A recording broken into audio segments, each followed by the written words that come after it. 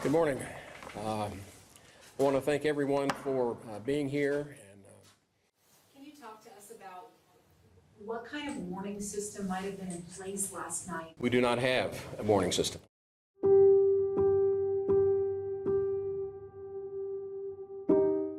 Those words echoed down the Guadalupe River, across Texas, and into the halls of the state capitol.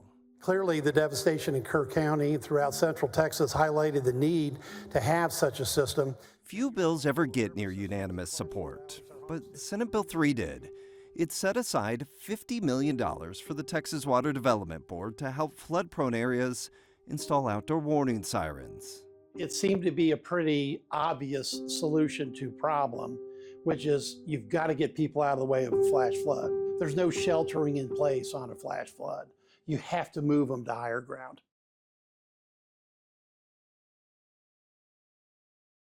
Over there is where the Cow Creek Bridge wiped out. Shane Salm is a councilman in Lago Vista, a small city on the north shore of Lake Travis. In July, floodwaters wiped out the Cow Creek Bridge that connected Lago Vista to Marble Falls. Just moments after it collapsed, 17-year-old Malaya Hammond drowned after her family's minivan was swept into the creek. My hope is that when we implement this program, we get more warning signs out there for folks. Salm testified in support of Senate Bill 3. Like many communities, Lago Vista doesn't have a single outdoor warning siren. If communities like ours, without your help, are probably not going to be able to do this. And if an event like this happened again, it'd be terrible to look back and say, why didn't we do something? Under the new law, the 30 flood-hit counties from July are eligible for siren grants. But Texas has 254 counties, and many of them are also struggling to afford emergency sirens. We probably have just less than a dozen. In Fannin County, just northeast of Dallas, flash floods are rare, but tornadoes are not. Yet in this fast-growing county, most of the area is not covered by a siren. Does the county need more sirens? I believe they do, yes. How many more? That's a good question. There's probably a good half a dozen areas. So what's preventing the county from putting up a dozen more? Budgetary restrictions, budgetary constraints.